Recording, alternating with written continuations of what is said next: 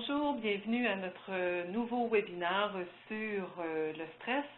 Alors, mon nom est Chantal-Anne Dumas, je suis naturopathe et conseillère médicale chez AOR.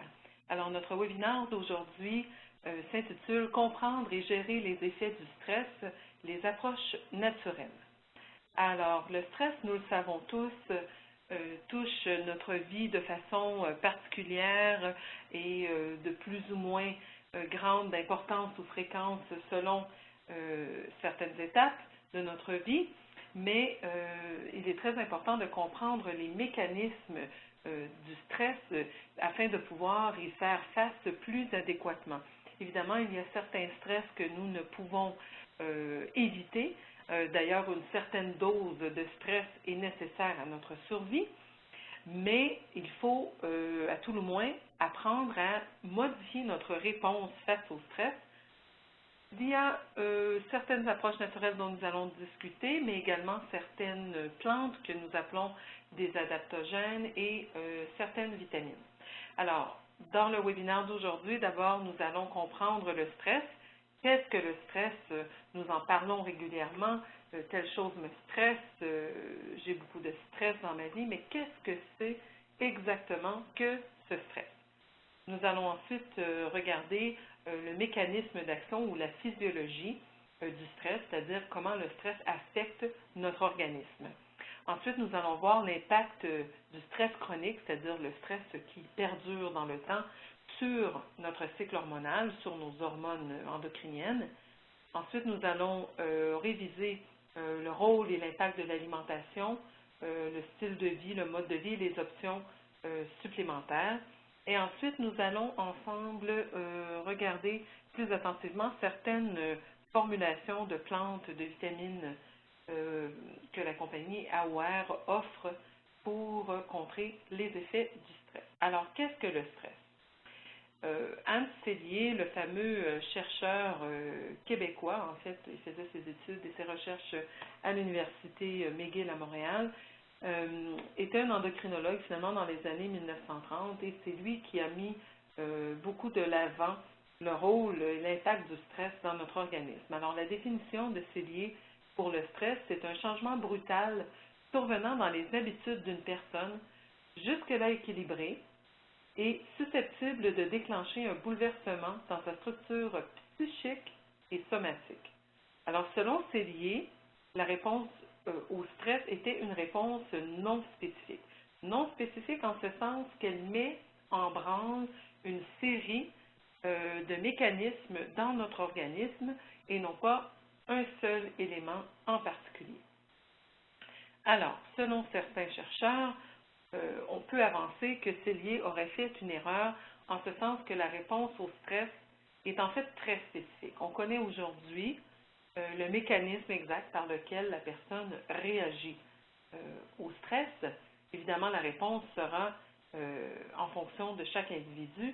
Nous le savons tous, un événement fera réagir fortement une personne, alors que pour l'autre personne, ce sera beaucoup plus facile, ou en tout cas apparemment plus facile à gérer. Donc la réponse, elle est individuelle, elle varie en fonction des individus, mais le mécanisme à proprement parler, lui, il est quand même général. Alors le stress, il est toujours évidemment en fonction de notre perception de l'agent stressant. D'où nous entendons souvent l'expression que nous ne pouvons peut-être pas éliminer les agents stressants, mais nous pouvons modifier notre attitude ou notre perception de ces agents stressants. Alors, la capacité à faire face au stress va déterminer les effets que ce stress aura dans notre organisme. Alors, encore une fois, pour le même agent stressant, si nous prenons l'exemple d'un deuil, pour une personne, ce sera source de stress aigu, intense, qui peut même devenir un stress chronique, donc qui affectera évidemment de façon beaucoup plus prononcée les différents systèmes du corps, alors que pour une autre personne, l'effet du stress, bon, évidemment, sera perçu dans son organisme, mais le corps réussira à surmonter le stress et à retrouver son équilibre ou son homéostasie dans le temps, avec plus ou moins, donc, de conséquences négatives. Alors, quelle est la recette du stress? D'abord, le contrôle. Plusieurs études démontrent que le sentiment de perte de contrôle est en fait extrêmement nocif au niveau de la santé. La fameuse étude de Whitehall, notamment, qui a été faite en Angleterre sur le personnel de la fonction publique, avait démontré que moins les gens avaient un sentiment de contrôle dans leur travail, plus les risques de maladies cardiovasculaires allaient en augmentant. Donc ça, c'est une des études dont on discute souvent par rapport à la question du stress. Alors évidemment, plus on a un sentiment de contrôle sur notre vie, eh bien, moins le sentiment de stress sera également élevé. Et ce point est en lien avec la question de l'imprévisibilité. Parce que si on est en contrôle, évidemment, il y aura moins d'événements imprévus qui risquent de survenir. Ce sont les imprévus qui vont déclencher très souvent le stress dans notre vie. Ensuite, l'élément de nouveauté. Alors, la nouveauté peut, chez certaines personnes, générer un stress positif. On recherche la nouveauté, par exemple, via les voyages, via le visionnement de nouveaux films, etc. Donc, le corps reçoit cette nouvelle information qui génère un stress, mais qui sera donc un stress positif, qu'on appelle aussi souvent eustress. Mais dans certains cas, la nouveauté, par exemple un déménagement, peut être synonyme de stress. Ensuite, un autre élément très important, c'est lorsque notre ego se sent menacé. Donc, tout ce qui vient affecter la personnalité qu'on s'est créée pour vivre notre vie quotidienne, eh bien, tous ces facteurs seront évidemment perçus comme des stress importants dans notre réponse au stress. Alors, évidemment, ces facteurs sont les points qui vont influencer les différences individuelles par rapport à la réaction au stress. Alors, la question de la perception. Alors, il y a évidemment le stress qu'on peut considérer comme une réponse absolue à un stress qui serait, somme toute, une menace universelle. Par exemple, une tornade qui s'annonce, eh bien, toute personne normalement constituée aura un minimum de réaction de stress face à une tornade. Ensuite, il y a la perception relative qui est, elle, finalement ouverte à toute interprétation. Par exemple, prendre la parole en public.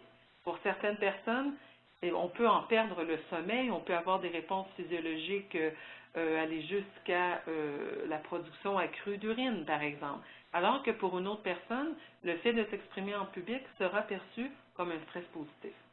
Alors, d'où la connotation positive ou négative du même stress. Alors, la réponse physiologique, elle, sera la même. C'est-à-dire que si vous apprenez le décès d'une personne ou si vous apprenez que vous venez de gagner à la loterie, la réponse physiologique qui se fera sentir dans votre corps, la décharge d'adrénaline qui se répercutera, sera la même. Évidemment, les conséquences d'un deuil versus un gain de loterie ne sont pas les mêmes, mais la réponse physiologique, elle, est tout à fait la même. Donc, la réponse peut être positive ou négative. Le stress, qui est le stress positif, va aider à améliorer la fonction physique. Pourquoi? Parce que nous allons voir plus en détail tout l'axe, finalement, qui part de notre glande hypothalamus dans notre cerveau, qui stimule ensuite notre glande hypophyse et qui va, elle, stimuler nos glandes surrénales pour que les surrénales produisent les catécholamines et les hormones de stress comme adrénaline, noradrénaline. Donc, ces hormones de stress vont avoir plusieurs fonctions physiologiques, normalement d'élever par exemple la pression artérielle, de faire augmenter le taux de sucre sanguin afin de nous aider à augmenter notre taux d'énergie, puisque la réponse au stress, c'est ce qu'on avait initialement qualifié de fight or flight response, ou la réponse d'attaque ou de fuite. Donc, à l'époque des hommes primitifs, quand on faisait la chasse au mammouth, on rencontrait le mammouth, on avait intérêt soit à le chasser ou soit à prendre la fuite. Donc, le corps mettait tout un système en branle afin de s'assurer que nous ayons toute l'énergie disponible via un taux de sucre augmenté, que la pression artérielle également augmente pour nous aider à prendre la fuite. Bon, toutes ces mobilisations de notre organisme finalement face à l'agresseur. Alors évidemment, dans un temps d'agression réel, cette mobilisation, elle est absolument vitale, mais si une fois l'agresseur enlevé de notre proximité, la réponse du stress ne se calme pas, c'est là où on va tomber en phase finalement d'épuisement ou de stress chronique. Alors, le stress est nécessaire dans un premier temps au fonctionnement de l'organisme, mais si le stress se poursuit au-delà de la capacité d'adaptation, alors évidemment, il pourra causer des effets très négatifs. Alors, le stress absolu, il est de nature, comme on disait par exemple la tornade, et relatif selon la perception que nous en aurons. On avait donné l'exemple de parler en public. Alors, la réponse au stress va déclencher dans notre cerveau, selon la perception évidemment qu'on aura de ce stress, des hormones, comme par exemple les hormones, les protéines NF, qui vont, elles, ensuite stimuler la production de l'hormone corticotrope. Et l'hormone corticotrope va, à son tour, stimuler la production d'hormones qui proviennent de nos glandes surrénales, comme par exemple le cortisol. Alors, la réponse au stress va créer une attention qui va être renforcée, une concentration qui sera accrue. Évidemment, il faut faire face à l'ennemi ou à l'agresseur ou encore fuir. Elle va permettre d'augmenter le rythme cardiaque, d'augmenter également la vitesse de notre respiration. Le catabolisme sera accéléré, c'est-à-dire que nous serons en période de mobiliser les défenses, que ce soit les gras ou les sucres qui sont stockés seront amenés dans le flux sanguin pour permettre à nos muscles et à notre cerveau de fonctionner de façon optimale. Le flux sanguin est redirigé vers le cerveau, le cœur et les muscles, évidemment parce que c'est ce dont on a besoin pour faire face à l'agresseur ou encore fuir. Alors, les hormones de stress sont produites et relâchées par nos glandes surrénales. Les surrénales sont deux petites glandes qui sont situées au-dessus de nos reins. On les trouve, si vous mettez les poings dans votre dos, on les retrouve juste cachés sous les dernières côtes dorsales. Alors, parfois, on peut ressentir des points dans cette zone de notre dos. Eh bien, c'est en fait un signe que les surrénales sont malmenées. Et un autre signe que vos surrénales sont malmenées, en fait, sont les chutes d'énergie entre 2h et 4h de l'après-midi. Parce qu'en médecine chinoise, nous savons que 2 à 4, ce sont les heures où le fonctionnement des surrénales est normalement en priorité. Alors, si on ressent beaucoup de fatigue entre 2h et 4h, des points juste en bas des dernières côtes dorsales, et donc on peut avoir aussi un besoin de mettre de la chaleur dans cette région de notre dos. Ce sont tous des signes que les surrénales sont fatiguées. Alors, on appelle les surrénales souvent les glandes du stress parce que, évidemment, ce sont elles qui réagissent ultimement face à l'agresseur ou à l'agent stressant. Alors, les surrénales sont responsables de la production du cortisol, d'adrénaline, d'aldostérone et également d'androgène, donc des hormones qu'on appelle stéroïdiennes, d'où le lien entre les hormones de stress et les hormones du cycle féminin, par exemple. Alors, quelques-uns des effets du cortisol dans notre corps, nous l'avons vu, le cortisol va augmenter la pression artérielle, il va affecter le stockage de la mémoire, tout simplement parce que quand vous faites face à l'agresseur, ce n'est pas le temps de mémoriser des mots croisés, c'est évidemment le temps de chasser ou fuir, donc la mémoire sera mise un peu de côté en attendant. Le cortisol a un effet anti-inflammatoire, en fait la cortisone synthétique qu'on prescrit à l'occasion est une substance analogue au cortisol que notre corps fournit naturellement et qui aura des propriétés anti-inflammatoires. Donc, le cortisol va permettre de prévenir également les réactions auto-immunes. C'est pourquoi il sera parfois prescrit aux personnes souffrant de maladies auto-immunes et il permet de supprimer la TH2. Par contre, l'effet pervers du cortisol, c'est que si le cortisol est constamment élevé, il finira par faire s'effondrer finalement le système immunitaire, dont les IgA, les immunoglobulines de type A, qui se maintiennent normalement dans nos muqueuses. Alors, le cortisol aide également à la répartition des glucides et des lipides, parce que nous l'avons vu, en besoin en période de stress, il y aura mobilisation de nos réserves. Il va permettre d'augmenter la glycémie par l'intermédiaire du foie afin de rendre finalement le sucre disponible pour notre cerveau et pour nos muscles. Il va réduire la formation des os et l'absorption du calcium. Donc, vous comprenez que le stress chronique va avoir un impact également au niveau de l'ostéopénie et même de l'ostéoporose. Le cortisol élevé va avoir un effet très négatif au niveau du système reproducteur en fait. Et la raison, c'est que le cortisol va inhiber une hormone, c'est-à-dire une protéine de transport pour nos hormones qu'on appelle le sex hormone binding globulin. Alors, le cortisol va inhiber ce transporteur et aura donc un effet très négatif au niveau de notre système reproducteur.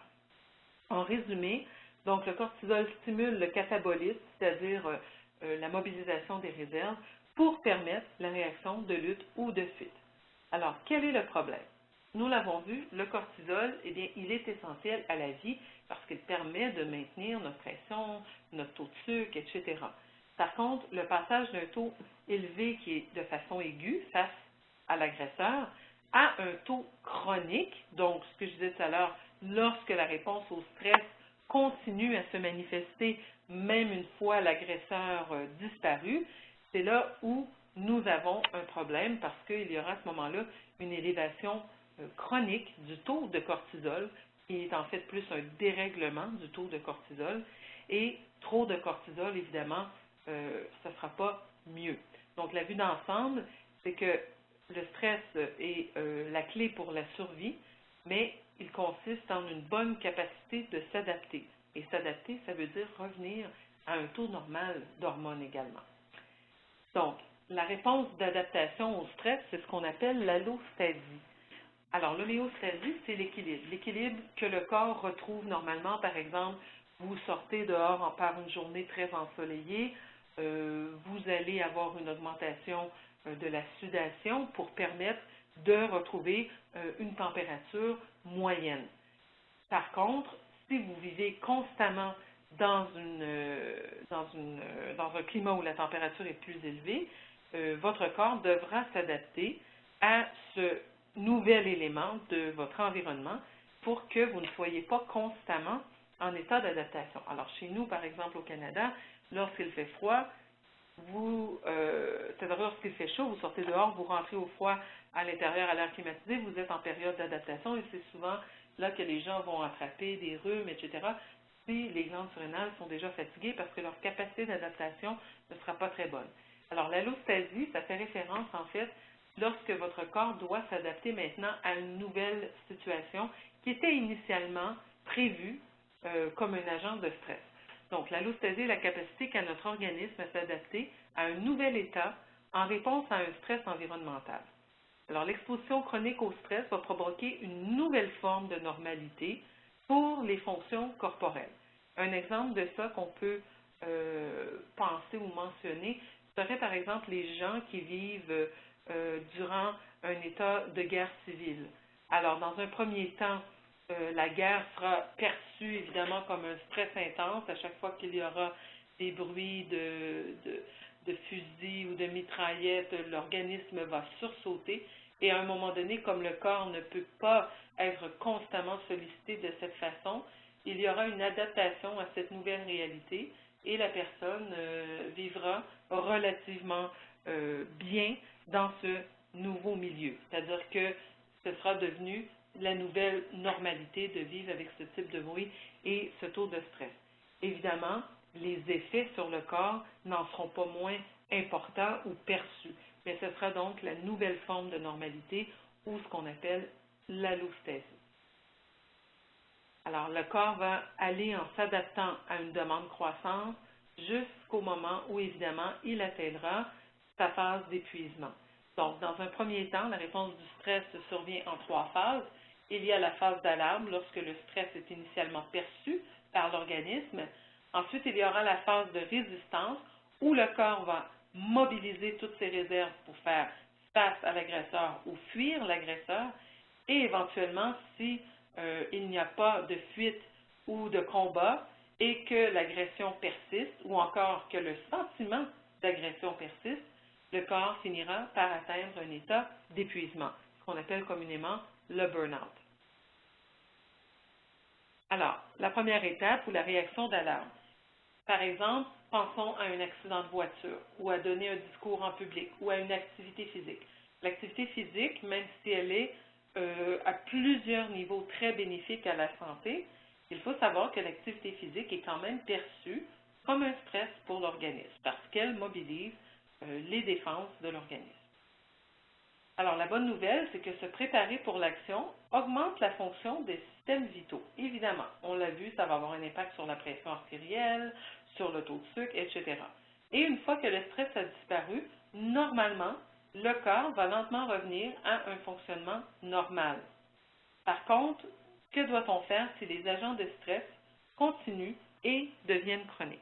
Alors, la réponse de chasse ou de fuite, de fight or flight response, ça allait bien finalement quand on était au temps des hommes des cavernes et qu'on rencontrait le mammouth 2 fois par année. Le problème survient dans nos sociétés modernes où nous percevons des mammouths à tous les jours, que ce soit sous la forme du trafic de voitures, sous la forme de relations tendues au bureau, etc.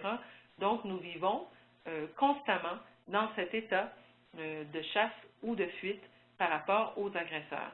Et c'est ce qui va créer le fameux état d'épuisement une fois que la deuxième étape ou la phase de résistance sera trop avancée. Donc, la deuxième étape ou la résistance, c'est lorsque le stress perdure, les événements sont répétitifs et il y a une mauvaise capacité à récupérer, la personne va se sentir de plus en plus submergée, dépassée par les événements. Le corps continue d'essayer de s'adapter. Il va gérer cette situation pendant un certain moment. Il y aura des systèmes tampons, des mécanismes d'appoint qui vont tant bien que mal supporter la situation pour essayer de créer cette allostasie que nous mentionnions plus tôt. Alors, le corps va essayer de gérer cette situation pendant un bout de temps et le cortisol sera à ce moment-là très élevé tout le long de la phase de résistance, mais si ça continue et ça continue, éventuellement, nous risquons d'atteindre la troisième étape ou la phase d'épuisement.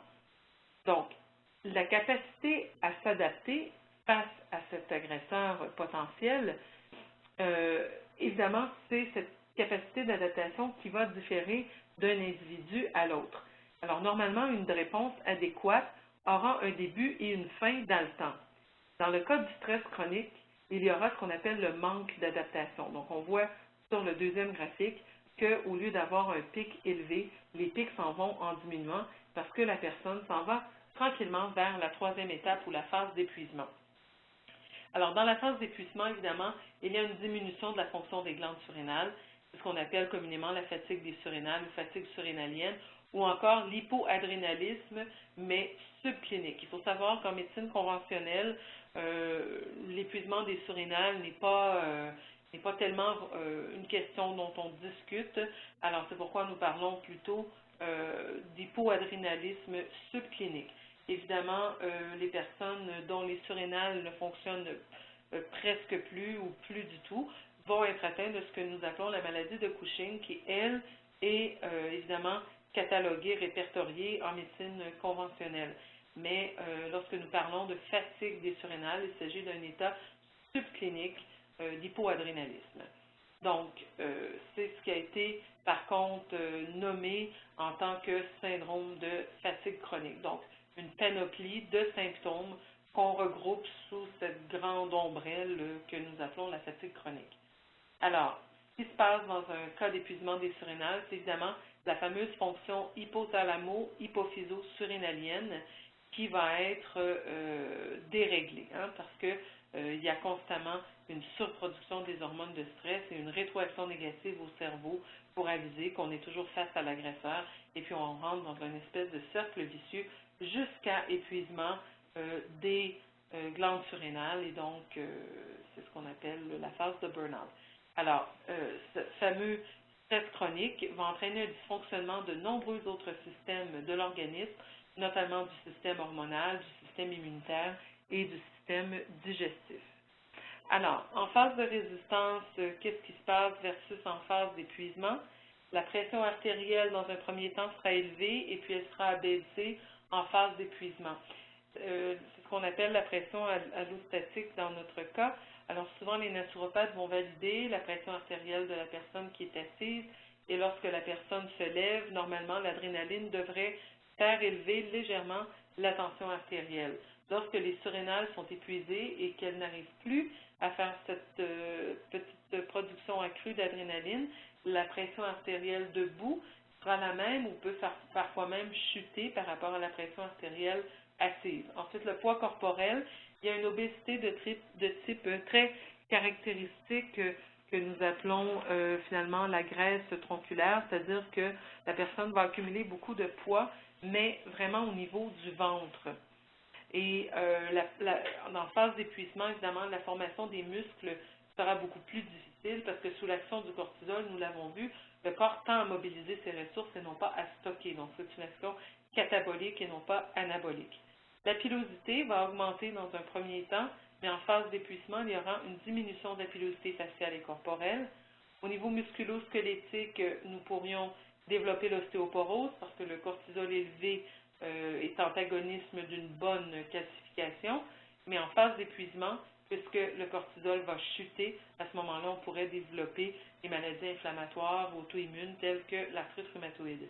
Le taux de glycémie va être élevé dans un premier temps, donc ça peut favoriser des conditions telles que la résistance à l'insuline ou même le diabète. Et après un moment, bien, le taux de cortisol va également chuter. Donc, il y aura souvent beaucoup d'inflammation, des douleurs articulaires, etc.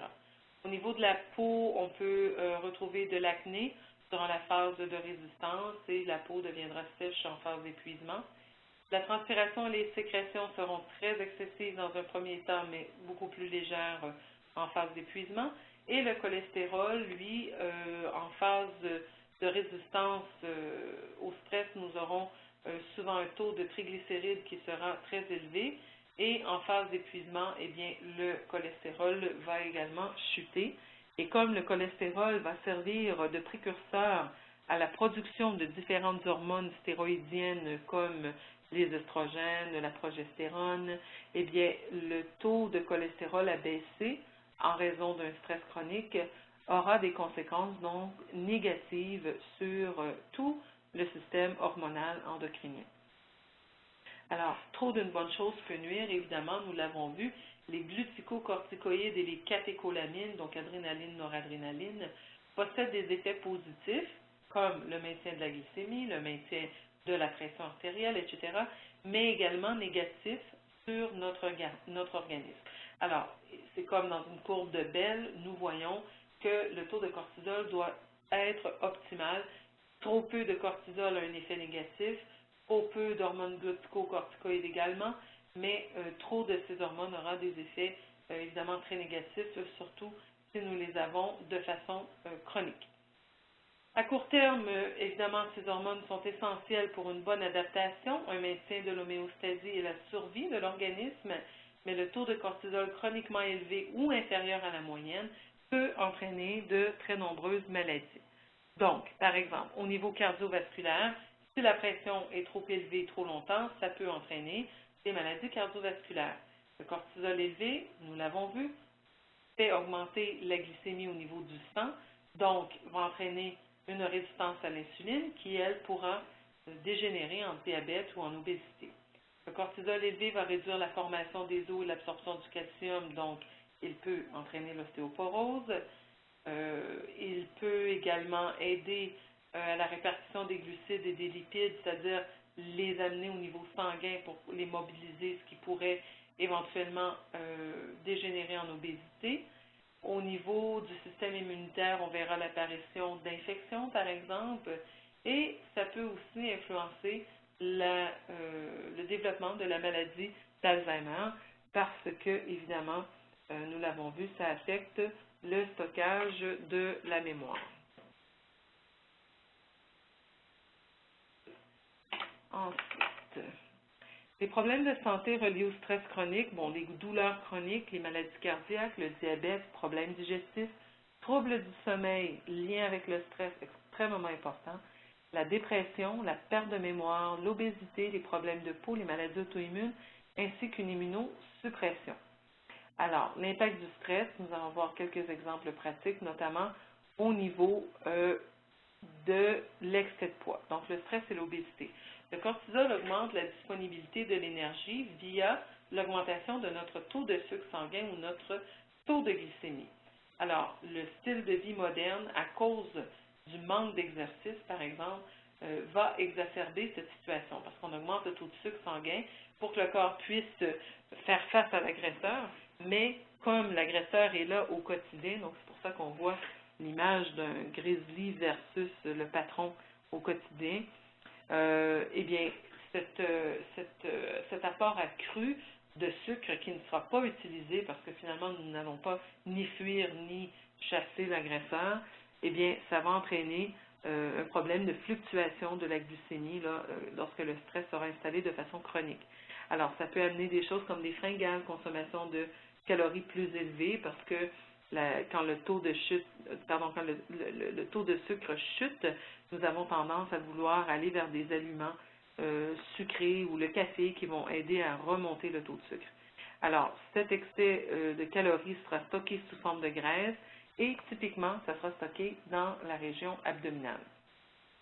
Au niveau des hormones féminines, bon, le cortisol est la matière première qui rentre dans la production du cortisol. Alors, nous comprenons bien que si le corps est constamment en train de produire du cortisol parce que nous faisons face à ce qui est perçu par l'individu comme étant un agent stressant de façon chronique, eh bien, la capacité des surrénales à fabriquer la progestérone sera également autant affaiblie parce que la matière première aura été du côté du cortisol. Ensuite, ça va avoir un impact sur la production de toutes les autres hormones. La fonction surrénalienne compromise va affecter profondément l'équilibre hormonal parce qu'il faut bien comprendre que les surrénales contribuent à environ 35% des hormones stéroïdiennes avant la ménopause. Mais après la ménopause, il y a plus de la moitié des hormones qui proviennent de nos glandes surrénales. Alors, si les surrénales sont constamment sollicitées pour faire face à ce qui est perçu par le corps comme un agent stresseur, eh bien, dites-vous que votre capacité à fabriquer des hormones stéroïdiennes, elle est d'autant affectée. Alors, nous voyons ici la voie biochimique de la production des hormones. Alors, on voit bien que tout part du cholestérol, d'où le fameux 10 livres que les femmes prennent au moment de la périménopause. Le corps fait des réserves de cholestérol pour pouvoir fabriquer ensuite des hormones parce que la moitié donc des hormones provient des surrénales et l'autre moitié provient de la conversion périphérique. Donc les gras stockés dans le corps seront convertis. Alors nous voyons que le cholestérol va donner la prégnénolone qui va donner le progestérone et de la progestérone nous allons produire l'aldostérone et l'androsténédione notamment. Alors le progestérone sert de matière première pour fabriquer le cortisol. Alors imaginez, si toute la progestérone s'en va en production d'hormones de stress, eh bien la capacité à faire de l'androsténédione et donc estrogène, progestérone, testostérone et compagnie sera d'autant affectée. Alors la fonction thyroïdienne et le stress. Un autre lien très important, dans un premier temps déjà parce que pour fabriquer les catécholamines, donc les autres hormones de stress, l'épinéphrine et la norépinéphrine, nous allons utiliser un acide aminé qui s'appelle la tyrosine. Et la tyrosine, eh bien, on en a une quantité limitée. Alors évidemment, si vous prenez toute la tyrosine pour faire des hormones de stress, il y en aura d'autant moins pour fabriquer des hormones thyroïdiennes.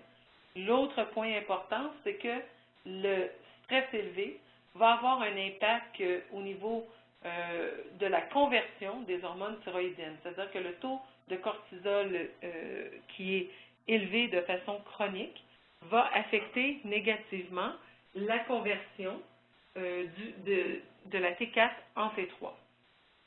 Alors, le cortisol élevé va bloquer finalement l'enzyme qui fait cette conversion.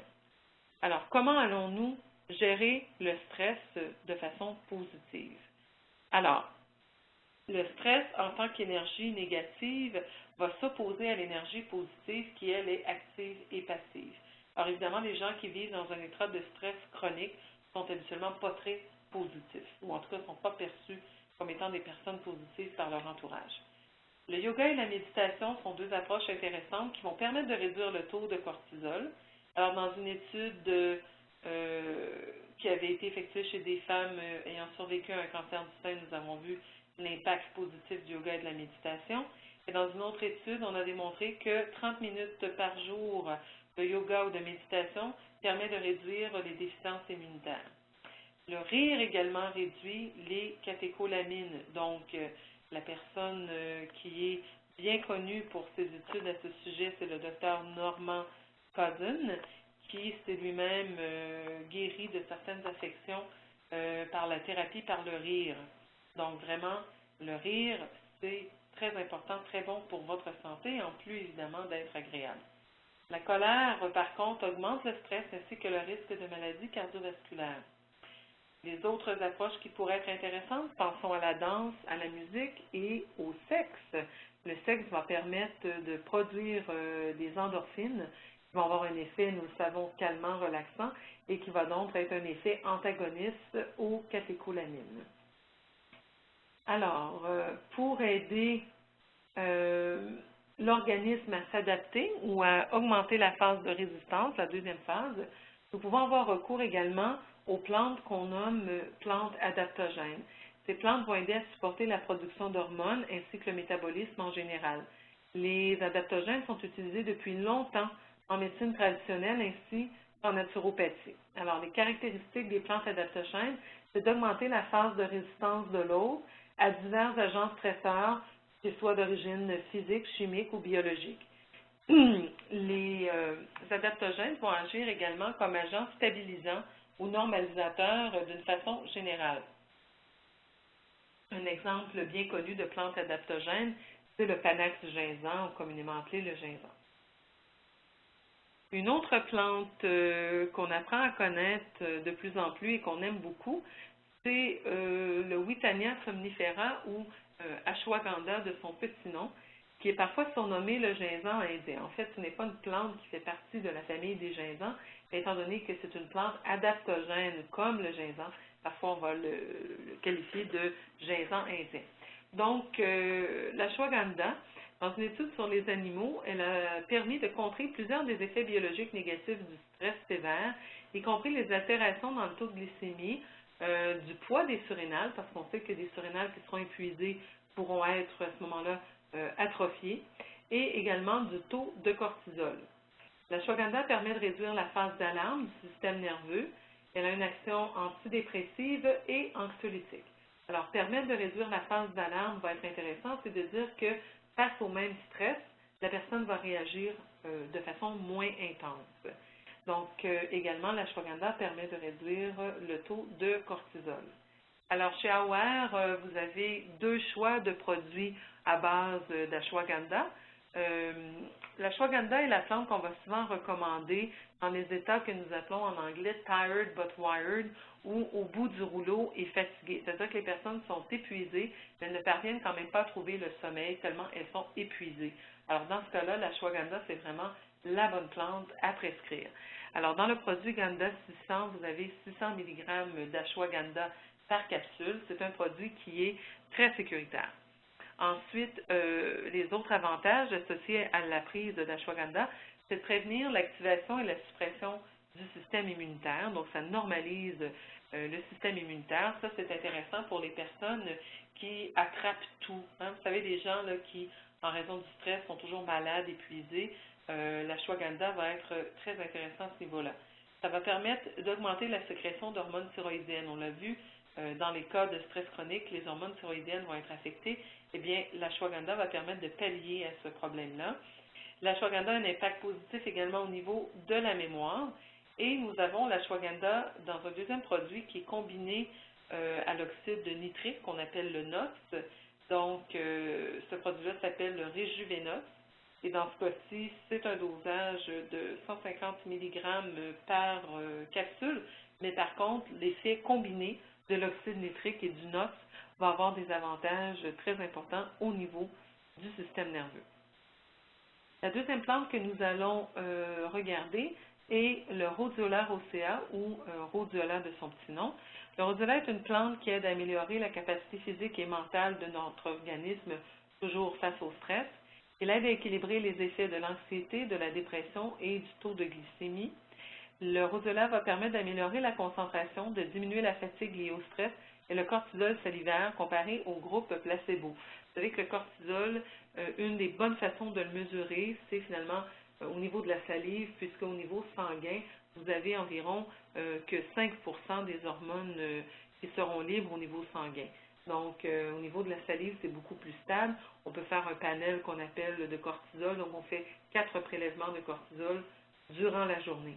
Et donc, avec le Rhodiola, nous avons pu voir que le taux de cortisol aura donc descendu, ce qui signifie que le corps est moins soumis à un stress intense.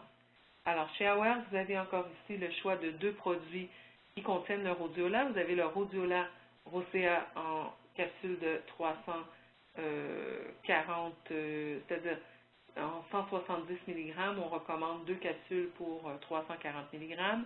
C'est une dose relativement élevée qui va avoir un impact très positif au niveau de l'humeur, de la fonction mentale et du cortisol élevé. Et nous avons également le Rhodiola combiné au Panax ginsan, donc autre belle plante adaptogène bien connue. Alors dans ce cas-ci, nous retrouvons 100 mg de l'une et 100 mg de l'autre. Alors l'ajout du ginsan sera particulièrement intéressant dans les cas où le système immunitaire est affecté, parce que nous savons que les ginsénosides vont avoir un impact à ce moment-là positif sur nos surrénales. Ensuite, il y aurait évidemment le ginsan qu'on dit sibérien, donc qui ne fait pas proprement parler de la partie de la famille du ginsan, comme le Panax ginsan.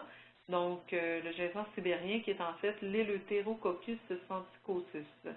Donc, il y a beaucoup d'études cliniques qui ont été effectuées en Russie qui portent sur cette plante adaptogène. Et Farnsworth en a effectué une révision en 1985.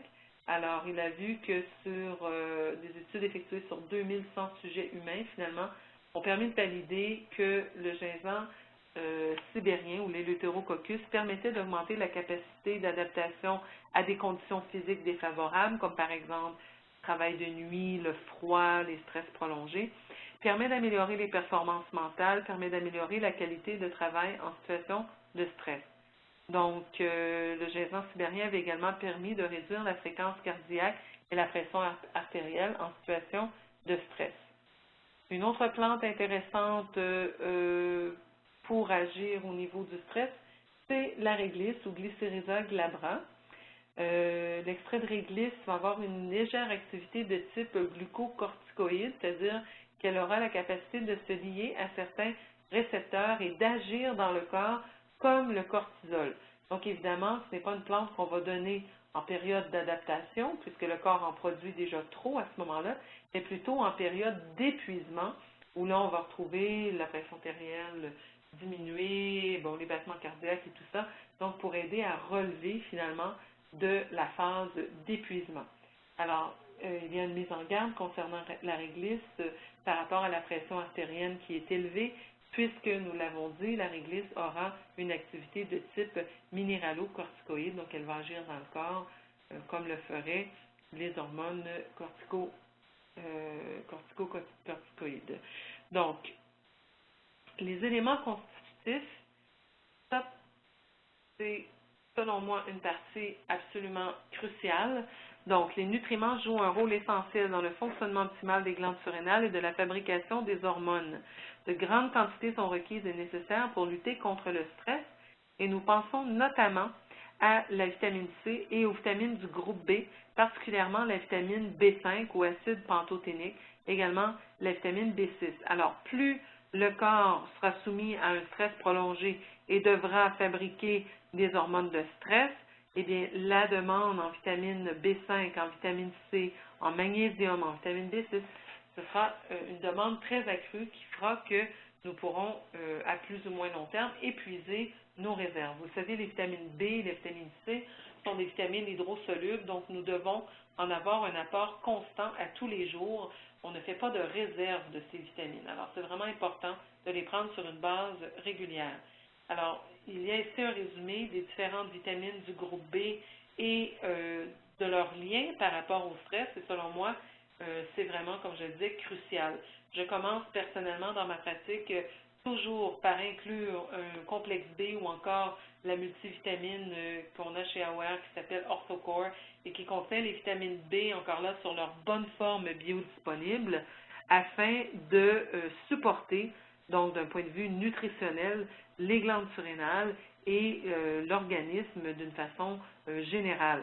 Parce que, comme nous l'avons vu, le taux de glycémie sera affecté. Les vitamines nécessaires au maintien de la glycémie sont également les vitamines du groupe B. Donc, pour moi, le complexe B ou encore le OrthoCore qui comporte le complexe B sur sa forme bioactive est, pour moi, vraiment le produit à intégrer dans un premier temps. Et ensuite, nous pouvons compléter avec l'action des plantes adaptogènes que nous venons de voir en détail. Donc, la thiamine ou vitamine B1 a un effet protecteur sur les surrénales et va aider à réduire la réponse au taux de cortisol. La vitamine B3 ou niacinamide va améliorer la qualité du sommeil et va aider à convertir le tryptophane en sérotonine. La vitamine B5 ou acide pantothénique est vraiment la vitamine la plus importante pour les glandes surrénales. Elle va aider également à réduire la réponse exagérée du cortisol. La vitamine B6 ou pyridoxal 5-phosphate sous sa forme bioactive est un cofacteur absolument essentiel à la synthèse de neurotransmetteurs calmants tels que le GABA, la sérotonine et la dopamine.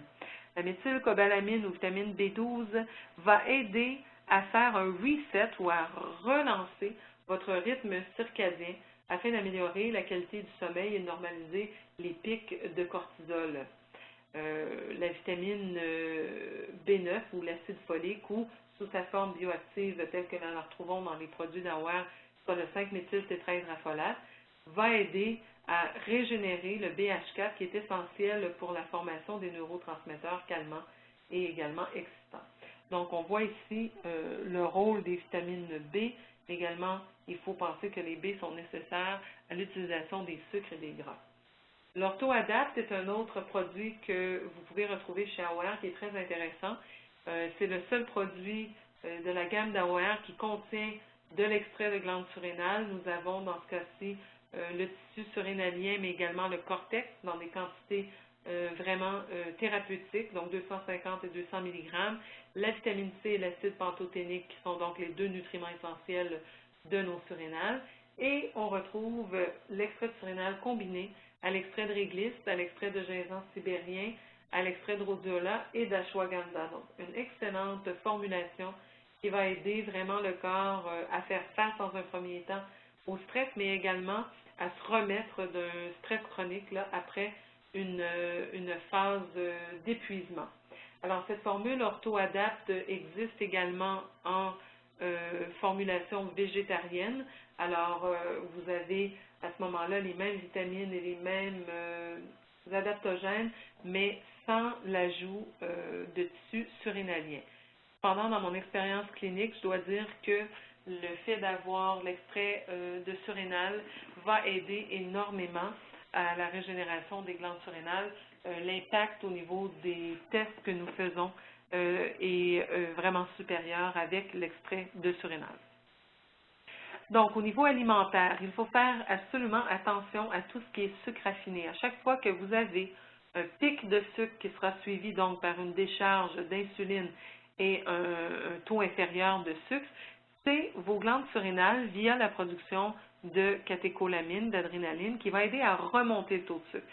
Donc, l'alimentation élevée en sucre va épuiser vos surrénales. Alors, vraiment un cercle vicieux.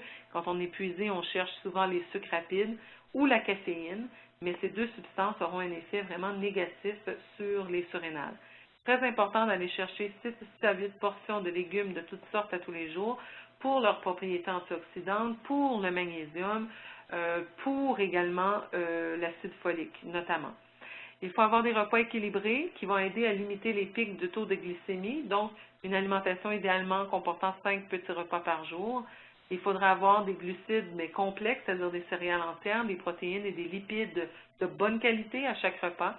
Il faudra s'assurer d'avoir un apport constant d'éléments nutritifs. Autre point à ne pas négliger, c'est l'importance d'avoir un petit déjeuner complet. C'est important parce que vous avez pris votre dernier repas souvent une dizaine d'heures ou une douzaine d'heures plus tôt. Alors, le premier repas de la journée va permettre de rééquilibrer, de restaurer votre taux de glycémie. Et également, il faut apporter une protéine au petit déjeuner, soit 10 à 15 grammes de protéines au petit déjeuner. C'est ce qui va permettre de maintenir votre taux de glycémie au bon niveau. Alors, une plante qui pourrait vous aider si vous avez de la difficulté avec votre taux de glycémie, c'est le basilic sacré ou Ocimum sanctum. Le basilic sacré, en fait, est une plante qui est utilisée depuis longtemps en médecine ayurvédique. C'est une plante qui est considérée comme sacrée, d'où son nom de basilic sacré. Mais en fait, tous les adaptogènes que nous avons vus, rhodiola, ginseng, ashwagandha, etc., vont avoir un impact sur la glycémie tout simplement parce qu'ils vont aider à supporter l'activité des glandes surrénales. Alors, le rôle du basilic, c'est notamment de baisser le taux de glycémie lorsqu'il est élevé. Ce ne sera pas une plante qui aura un effet hypoglycémiant si vous n'en avez pas besoin parce que c'est toute la beauté des plantes médicinales, c'est d'avoir un effet modulateur, donc d'abaisser quand vous êtes en excès et d'augmenter quand vous êtes en carence. Le basilic sacré aura un effet anti-anxiété, anti-stress, anti-inflammatoire et également antimicrobien. Donc, une autre très, très belle plante. Ensuite, il faut penser à avoir un sommeil de bonne qualité. Nous l'avons vu, il existe un cercle vicieux entre le trop de stress chronique et l'insomnie, mais ensuite, l'insomnie va augmenter les hormones de stress et cette hyperactivité de l'axe hypothalamo-hypophyso-surrénalien peut déranger le sommeil, diminuer le sommeil profond ainsi que la durée du sommeil. Alors, c'est important de se mettre au lit au plus tard à 22h30 parce que l'hormone DHEA, qui est la fameuse fontaine de jouvence, est produite en grande quantité à 11h ou à 23h le soir, ce qui fait que si vous êtes encore éveillé, passé minuit et tout, vous ne bénéficiez pas pleinement de la production de cette hormone. Il faut s'assurer d'obtenir au moins 7 à 9 heures de sommeil par nuit. Il faut avoir une bonne hygiène de sommeil, c'est-à-dire par exemple ne pas avoir d'appareil électrique dans la chambre, etc. Et il ne faut pas, par contre, en abuser du manque de sommeil parce que vous allez évidemment évoluer vers la fatigue chronique. Donc, différentes options encore là au niveau du sommeil. On pourrait vouloir calmer la surexcitation cérébrale. Donc, si vous n'arrivez pas à tomber endormi en raison d'idées qui tournent et qui tournent, le petit vélo, le GABA pourrait être une plante à considérer. C'est-à-dire pas une plante, mais un produit à considérer. Le GABA est en fait un acide aminé qui sert de neurotransmetteur inhibiteur, d'où son effet calmant. Alors, le GABA exerce les fonctions de calmer le cerveau et de réduire le signal de sécrétion du cortisol. Il va avoir un effet périphérique, donc il va agir sur plusieurs systèmes, et il y aura une action anti-stress qui va permettre de favoriser les ondes alpha, c'est les ondes qu'on produit lorsque nous faisons par exemple du yoga ou de la méditation. Il va aider à réduire le diamètre de la pupille quand les gens ont les yeux mydriases, les pupilles très dilatées en raison du stress. Il va aider à réduire la fréquence cardiaque et les marqueurs de stress, y compris le cortisol salivaire. Donc, ensuite, nous avons également un impact positif du GABA sur l'immunité. Il va aider à réduire le taux d'IgA durant le stress, donc les immunoglobulines produites en excès au niveau de la muqueuse. Et le produit de GABA chez AOR est très intéressant en raison de sa concentration, notamment, il contient 600 mg de GABA par capsule. Un autre bel acide aminé qui est utile en cas de stress et d'insomnie, c'est la théanine. Donc, la théanine, en fait, nous provient du thé noir. Hein, c'est un extrait donc, du thé noir. Une tasse de thé noir contient 20 mg de théanine. Alors, la théanine permet d'augmenter la dopamine, la sérotonine et le neurotransmetteur inhibiteur de glycine, donc il y a un effet stimulant sur nos neurones. Et la théanine, en fait, c'est elle qui antagonise l'action de la caféine dans le thé. Donc, il y a plus de caféine dans le thé il y en a dans le café, mais parce qu'il y a de la théanine également, ça permet de contrer l'effet surstimulant de la caféine qu'on retrouve dans le thé. Alors, la théanine permet, elle aussi, de normaliser les ondes cérébrales de type alpha, qui vont donc combattre le stress et stabiliser l'humeur. La théanine permet de soulager de l'anxiété et du stress aigu. Nous retrouvons 200 mg de théanine par capsule. Ça agit normalement à l'intérieur de 40 minutes. La théanine est un de mes produits préférés en raison de son profil d'innocuité, c'est-à-dire qu'il n'y a pratiquement pas d'interaction entre les médicaments et la théanine, donc elle peut se donner à peu près n'importe qui. Il y a beaucoup d'études cliniques qui ont été effectuées chez les enfants, notamment les enfants hyperactifs. Donc, on sait que la théanine est également sécuritaire chez les enfants. Donc, c'est un produit à découvrir et à utiliser, et même de façon ponctuelle. Ce n'est pas un produit que vous devez nécessairement utiliser tout le temps, mais en période de stress, il faut penser à la théanine. L'orthosleep, si le problème est plus concentré au niveau du sommeil, ce sera le produit à utiliser. Donc, l'orthosleep, c'est 2 capsules à prendre avant le coucher. Ça comporte du GABA, de la théanine, du 5-HTP, donc le précurseur de la sérotonine, de la mélatonine et également des extraits botaniques de racines de valériane, de passiflore et de mélisse. C'est un extrait breveté de mélisse que nous retrouvons. Et c'est la formule vraiment la plus complète au niveau du sommeil, parce que comme vous le voyez, il y a plusieurs neurotransmetteurs et récepteurs qui seront touchés par cette formule, donc que ce soit par l'apport de plantes comme la valériane ou de précurseurs de neurotransmetteurs comme le 5-HTP. Alors l'action, elle est très rapide, ça fonctionne normalement le premier soir, mais il faut garder en tête que ça ne règle pas le problème fondamental. Quelle est la cause de la perte de sommeil? Donc c'est un produit qui agit de façon symptomatique, ça va permettre de retrouver le sommeil, mais ça n'aura pas réglé nécessairement le problème qui est à la cause, soit le dérèglement hormonal ou la cause du stress chronique là, qui n'aura pas été adressé. Au moins, ça va éviter d'empirer via le cercle vicieux entre le manque de sommeil donc, et l'action du stress chronique. Alors, à cause de la présence de mélatonine, parfois l'orthosleep peut donner dans la première semaine des rêves très vivides, il faut le mentionner, pour pas que les gens soient surpris et croient que le produit ne leur convient pas.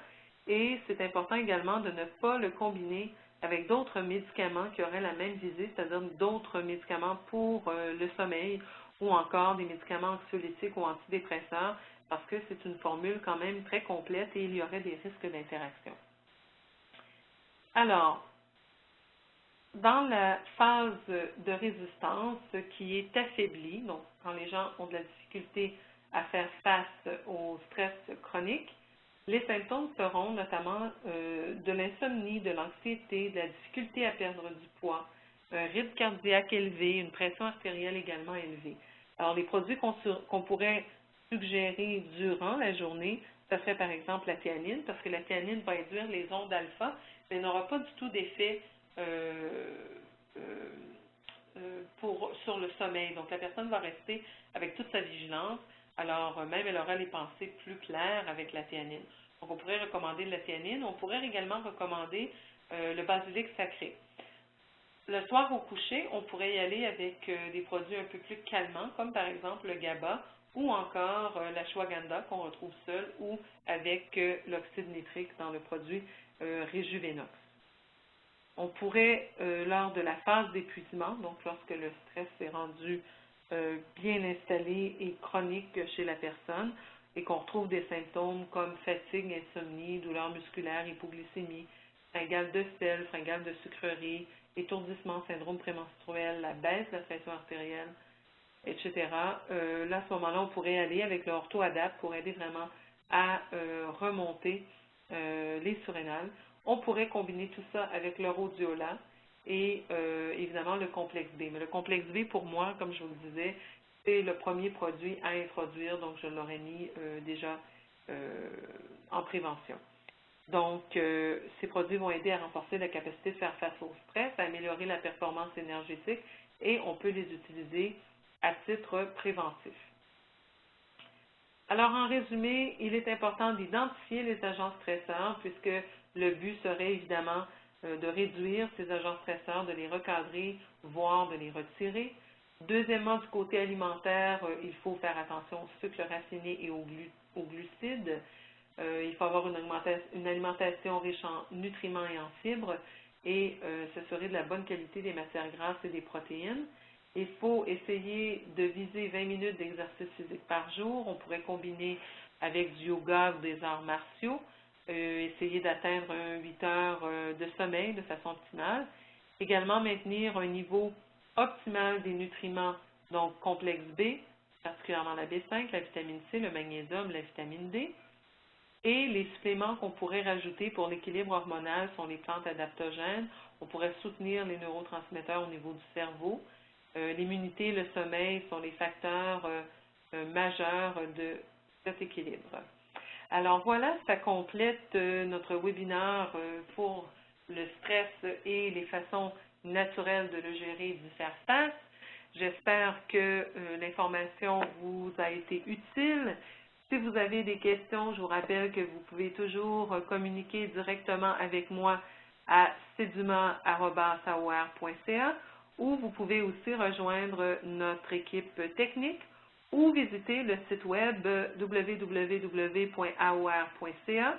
Sur le site web, vous trouverez également archivé nos webinaires antérieurs. Je vous invite à les partager avec vos amis, vos clients, vos patients. Donc, on partage l'information. Vous pouvez nous aimer sur Facebook et également nous poser donc toutes les questions nécessaires à votre bonne compréhension. Alors, je vous remercie d'avoir passé cette heure en ma compagnie pour le visionnement du webinaire et je vous invite à participer à notre prochain webinaire le mois prochain. Merci. Alors, encore une fois, c'était Chantal-Anne Dumas, naturopathe et conseillère médicale pour AWARE.